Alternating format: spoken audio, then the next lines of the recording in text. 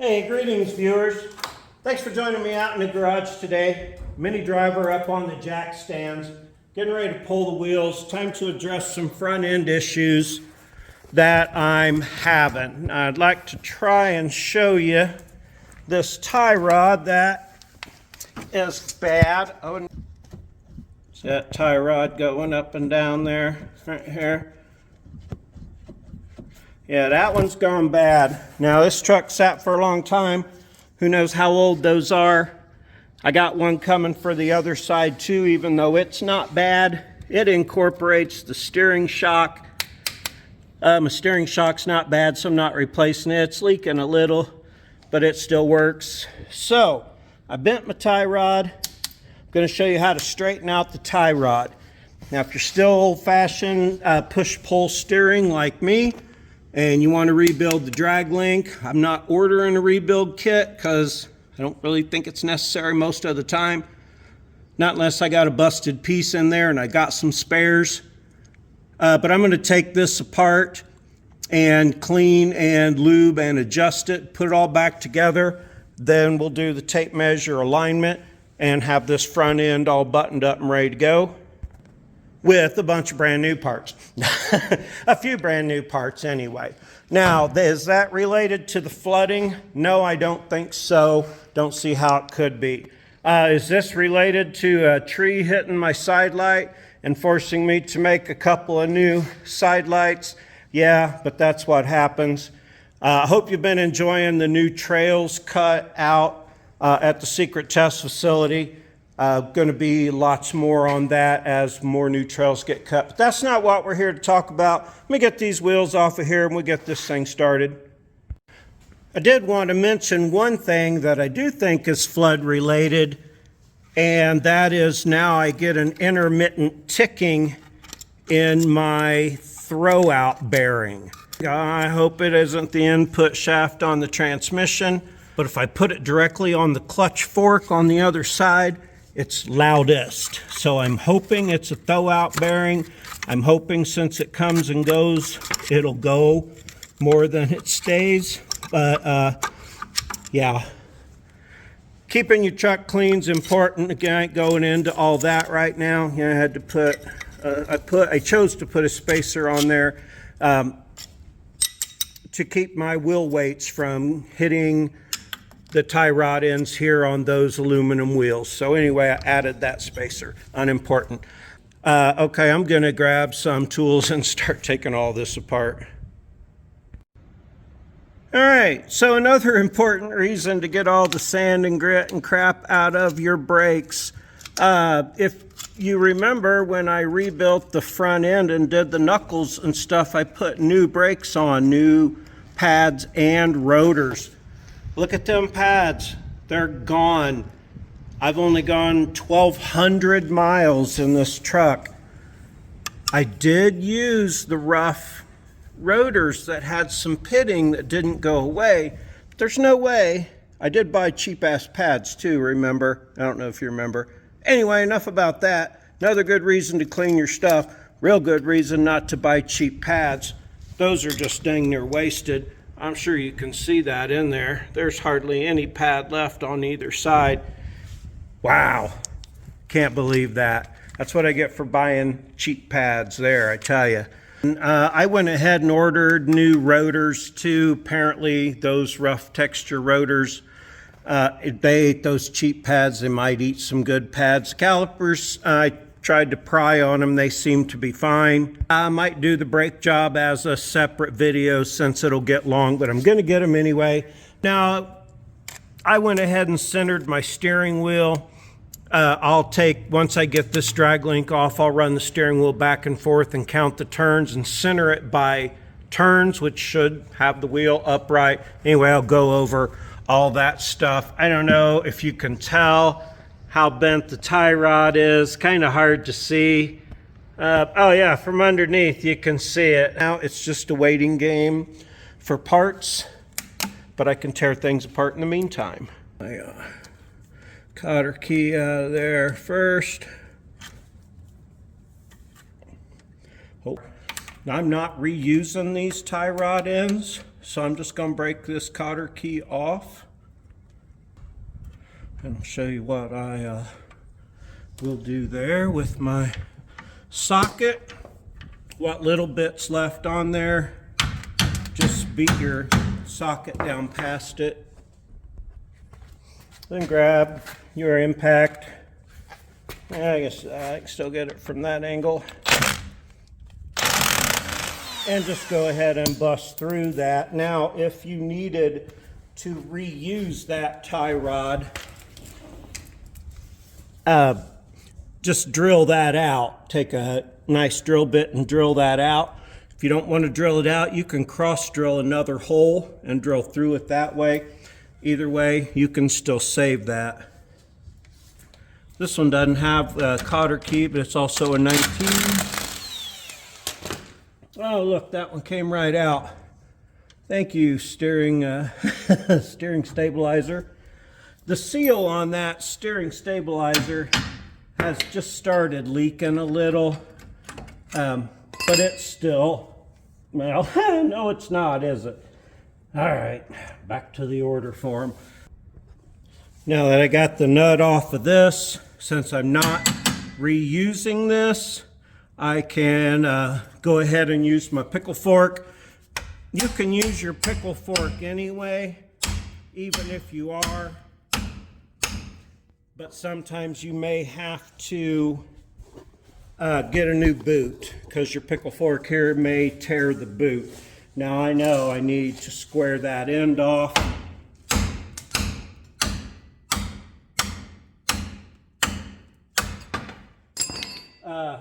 Yeah, but I have it. So anyway, we're going to take this over and straighten it up anyway.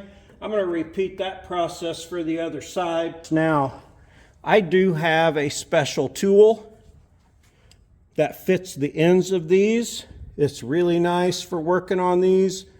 It's not specifically a Toyota tool, but boy, it's dandy for tightening these up and taking them apart. We'll get to that here in a minute. All right, now I'm going to try to get the focus on this end here. It's pretty obvious. The first thing necessary is to get this cotter key out. Cotter keys can be sons of bitches. So you just stick this screwdriver-y looking thing in the end here and unscrew this cap off the end. Probably doing this for 5 people who still run the old school push-pull steering and don't know how to maintain it. Or even if you do, maybe you just want to laugh at me while I do it. So get that big screw end out of the end out. Then there is, I'll go over the pieces again here at the end. There's this cup piece with the ball that holds the ball that's in there. Now there's a ball on the other end of that. If I get to the right spot, there you can see where this gets bigger on the end right here. And the ball, the ball that's on the other side of this, can you see that ball? Yeah, behind this dust shield here, that ball goes through the larger part of this hole. Let me get these other 2 pieces out of here. There's another cup right here that I can actually grab with the pliers in this case. Another one of those cups that holds the ball. All right, and here is a spring with a limiting pin in it that only lets it compress so much.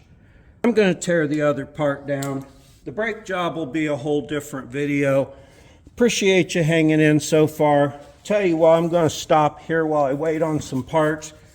But I am going to ask you to go ahead and like, subscribe, and comment, because those are free, easy, painless things.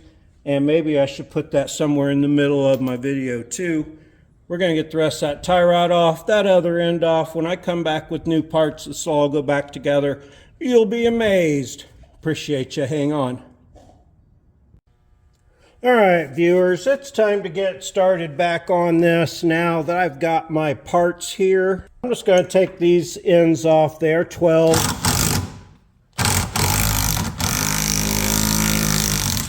I did soak everything in my favorite rust penetrant before I got started here.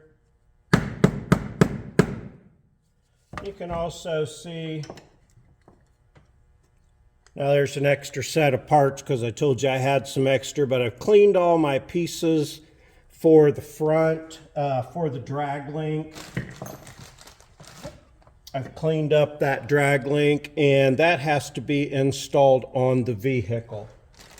Now, while I was searching through stuff, you can see leaning up here, I found a straight tie rod that is in perfect condition, but I'm still going to try and use this one and straighten it out, and then I'll always have a spare one. Let me grab a pipe wrench. Pipe wrench is generally a good tool for removing tie rod ends. Remember, one goes regular thread, which is this one, and one goes reverse thread, which will be the other side. I'm hoping to get this to let go. There it goes. Hey, that's the way it needs to go, because this one is actually the opposite thread one. I was looking at it backwards. Now I'll save this piece that shows where my where it was screwed into to begin with. Now I could measure it and I could mark it, but I'll do the alignment with the tape measure. But if you keep these and you pay attention to which one goes where and what, how far they were in, it'll get you a real good start. If I didn't have to straighten this tie rod, I'd put the new one in right away. I'm going to label this. This is R for the right side. I'll put several on there. All I'll need to see is a piece of green paint, and I'll know that's the passenger side, because the passenger side takes the short one. The driver's side takes the longer one. Let me switch you over here. More of the same on this side. All right, I had to scoot the collar back a little bit and then just beat on this area here in an effort to get this one to let go. It has finally let go. They're kind of stuck, but not real bad. Again, you'll be able to see the dirt groove on here, so you'll know how far in to put this and get you started basically. Now, if you get it started and it don't want to go, douche it down again with your favorite rust penetrant. Get some liquid in there and it'll start to go. I'll take this collar off, roll this thing on the floor, show you where it's bent, and show you how I plan to try to straighten it. If you're out on the trail and you got another guy there, you can strap a winch strap on it sometimes and straighten it out. Now, this was something that I bent out at the secret test facility. Just sending it a little too hard. And in case you weren't sure that it was bent before, you can sure tell that it's bent now, the way it wants to go up and down. So it's real easy to see the high side there. And keep in mind, this is a thin wall, hollow piece. Upgraded steering is so much nicer. That's better already. And that's just on the garage floor. You can see now how much better it is. Still not great. And you can't necessarily be sure my garage floor is 100% perfect, but what I'll do next is put a little block of wood underneath one side. Now I have a piece of bigger tubing that I could slide over and cover most of this. I'll show you that in a minute. Let's see here, my high side is right there where my two big openings are. So put that there. It's going to hurt your hand when you do that. Still a little bit high in that same spot.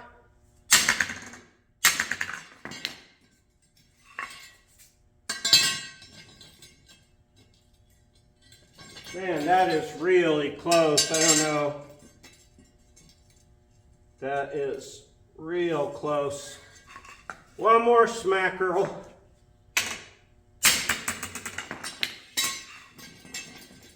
You know what? I think I'm going to accept that.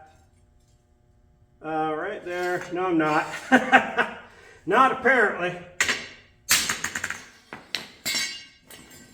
Oh yeah, that was it. That was it. That's good. It's not stopping at one spot. It's not struggling. My floor, of course, isn't swept. That's how you straighten out your tie rod. Now you know which side takes your short one, which side takes your long one. Let's go back to the bench and put this feather mucker back together. Don't forget to slide your sleeves back on.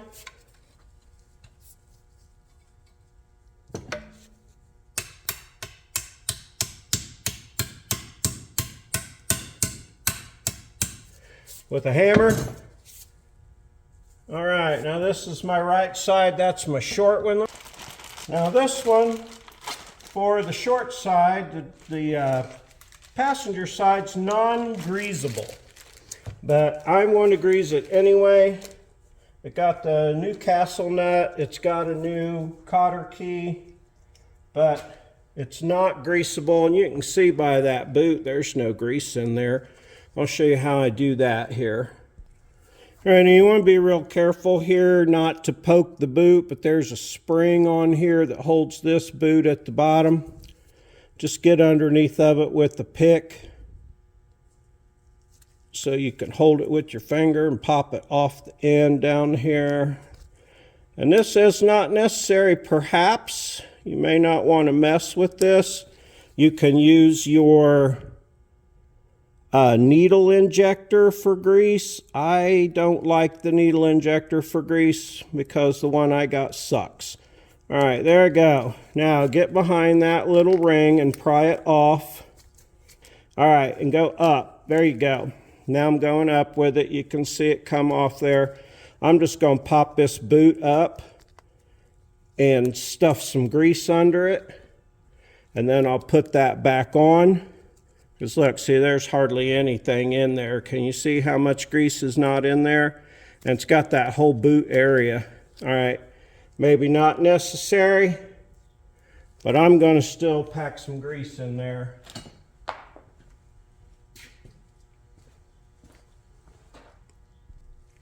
All right, now that's like 4 pumps of grease. I don't want to fill it clear full because it will smash the boot some.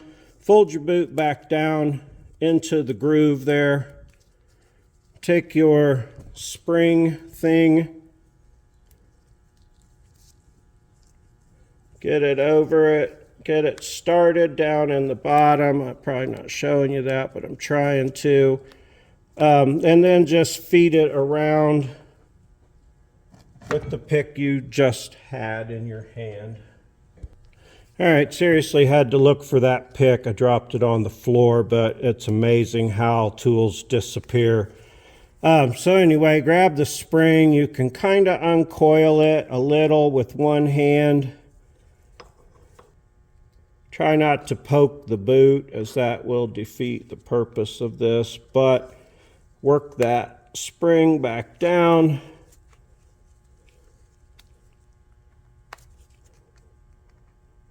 And you can fast forward through this if you're better at it than me. But there it goes.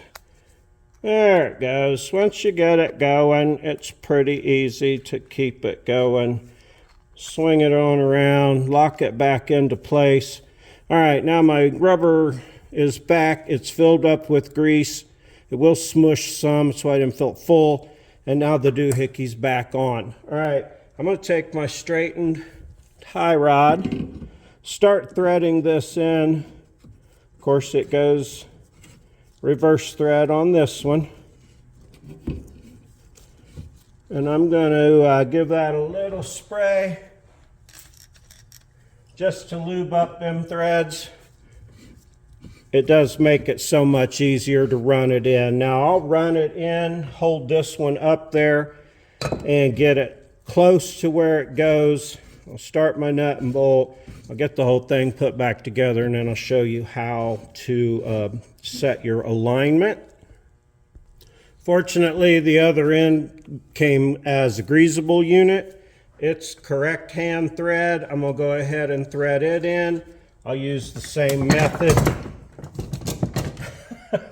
of measure to get this side close. Go by where the junk is built up on it, and then I'll have both of these ready to go. Don't forget to give her a little squirt so she go in there good. Don't get it in your beer.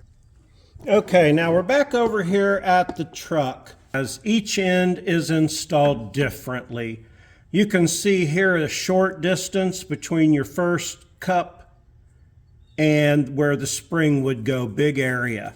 On the other end, it's opposite. Short area for the puck, big area for the spring. This is your steering knuckle side.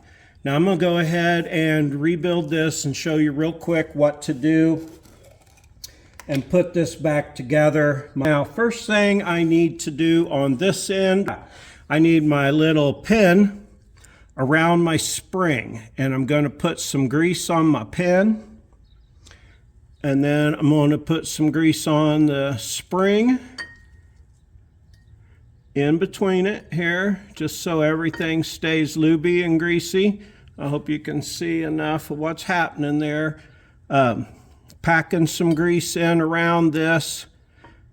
This pin goes first with the spring in the back. I'll take another glob of grease and force it in there. Beautiful. Now, I'll take my first little cupped piece and put it in there with the cup pointing, of course, towards the up. This is where the spring will push this all back into this area back here. It's the arm end, so I'm actually doing this end first, which doesn't really make any difference one way or the other. So I got plenty of grease in there. All right, put your boot back on, and the long part of the boot goes to the long part of the shaft. So putting the boot back on there, take a little grease around that ball. This will slide on to here. Keep it up so it can go back where it goes on the other side. Hope you can see what's crapping in there without the light being too much of a problem. Let's try it this way. All right, so I got my pin, my spring, and one cup. I'm taking a second cup that I've packed with grease already. I'm going to put it in the proper orientation here. Now that'll push that in to that ball. Okay, now take a screw end cap, and that will go into the end here. I'll screw it in there nice and tight with my tool that I have for that. This piece. There. Now this screw cap will screw basically all the way in like before and catch one of those ends. You want it nice and tight. Can you still see what's cropping in there? There we go. Right there. Oh, that is nice and tight. All right. I'm not going to put the cotter key in yet because I'm not sure I've got that adjusted all the way, but I know I got my steering centered. I'm going to put this other side together in the same fashion, only backwards. On this end, you get a puck end first. Line that up with the way your ball is going to be. Slide that in there. Pack some grease in. Down into that ball surface. Then you want to slide the ball through the opening and into that puck. Whoops, no you don't. You want to put your dust cap on first. Then slide the ball in through the opening. Slide it forward up against that puck, okay? Then you'll take another puck, grease it, slide it in the correct orientation that the ball goes. That one in. Then goes a spring and a pen. I'm going to grease those up real well. Pack grease inside that spring so it does its spring thing. All right, now an end cap will go on here. I'll save all my spare pieces. Go ahead and throw some grease in there behind that. Now I'll grease these through the grease zerk too as soon as I get them on there. I'm gonna run this pin in. And I'm gonna bring them both up tight. And then I'll set the alignment. Oh yeah, I like that. But I'm not going to put the cotter keys in yet till I get the tie rod in and all the adjustments made there. All right, so I've got that all put back together. It is the way I took it off with the same end at each end like it was before. Now I need a cotter key and a castle nut for each of my ends here. Hold my tie rod up and force it through the hole. Send that castle nut down. Now I'll go to the other side and start that one. All right, now first things first on the alignment. Don't go buy a special tool if you don't have to. I just C-clamp a couple of 2-foot levels on. Make sure they're flat against the rotor, and that's what you need. Now, I'm taking my string. The string comes around the back wheel at the center. As soon as that touches the back tire, try not to get my face in there, but as soon as that touches the back, both sides of the back tire, I stop. Now I'm resting it against my level here so you can see that I'm trying to get it without it moving. This may not be the best plan for everybody. This is just the way I do it, because as soon as that tire touches, or that string touches, I am 5 5/8 here. Do it again. And 5 1/2 there. So my wheel is turned that way. Come on. There we go, a little bit. Pull it back nice and tight. Touch it. Here. I'm at 5 3/8, and that string is just touching both sides of the back tire. Okay, now it's, yeah, 5 3/8. Oh man, that's almost perfect. We double check. Again, get your string touching both sides of your back tire and stop it. 5 1/2. 5 1/2. All right. Now I feel like I've got this front tire pointing straight. Now I can adjust my side to sides here. Okay, so now that I got my one tire straight, I'm gonna hold you back here so you can see. I'm gonna measure. Now I set this old tie rod up just like my old one was. I measured it. I held it up against my second one, also my spare one, and it was the same.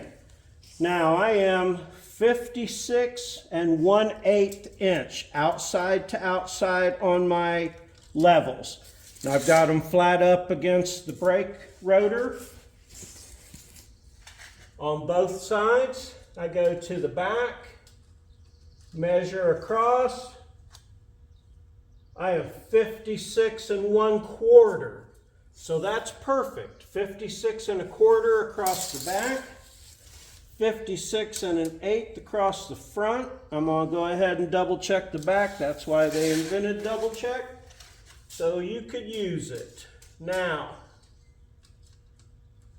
that's perfect, 56 1/4. Now I'm an 1/8 inch skinnier at the front, which is what you want because the wheels kind of will want to spread as you drive forward off your bushings and everything. Now on a solid axle, maybe not so much, but an 1/8 inch narrower on the front is what I always go. Now I'll go around and I'll tighten up my little pinch clamps on here now so that nothing moves.